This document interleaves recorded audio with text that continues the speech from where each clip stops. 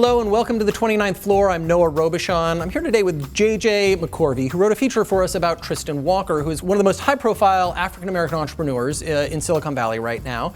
He's also a champion of diversity in Silicon Valley, where we know there has been a big problem in terms of hiring practices and the employee makeup of companies like Google and Facebook and Apple. Talk to me about what it is about the culture of Silicon Valley startups right now that is making this problem worse, or at least continuing this problem of lack of diversity in technology companies. A common phrase that I kept hearing was unconscious bias. If you're someone who does not have much in common with the person who's hiring you, if you might not have come from the same place, then you don't have as good of a chance as some other people you're competing with for that job. Twitter, for example, has 2% of its entire workforce is black. Facebook has the same problem.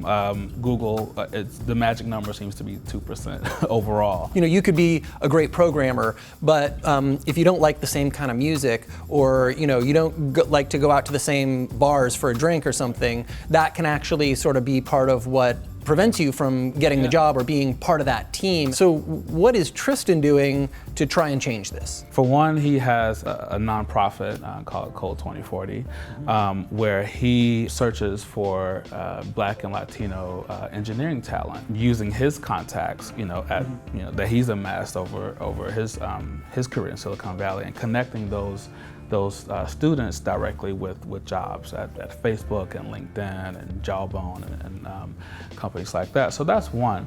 The other way that it manifests is at his own company. And so when he's asking people for recommendations for candidates, he specifically asks them to first consider candidates of diverse race, because otherwise you're just going to be perpetuating the status quo. Someone who is starting a company, who is an entrepreneur, what should they do in their own hiring practices, and what should they look for in talent to make a difference in terms of what it looks like right now? Right.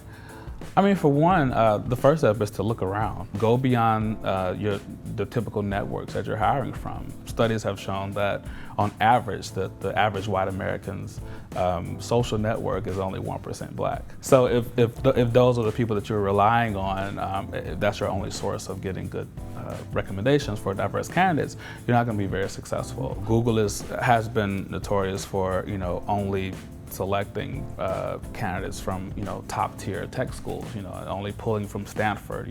They want the Stanford engineers. Well, that's the problem when Stanford's black student population is single digit. They've told me that they're starting to go to historically black universities. It takes a conscious effort, to go outside of what Silicon Valley has typically pulled from, and also just start being more culturally tolerant and more curious about your employees and where they come from, and how that can relate to the diversity of your customers as well. JJ, thanks a lot for talking to me today. Have you had experience with unconscious bias, either in being hired or in your workplace as a cultural fit? We want to hear about it.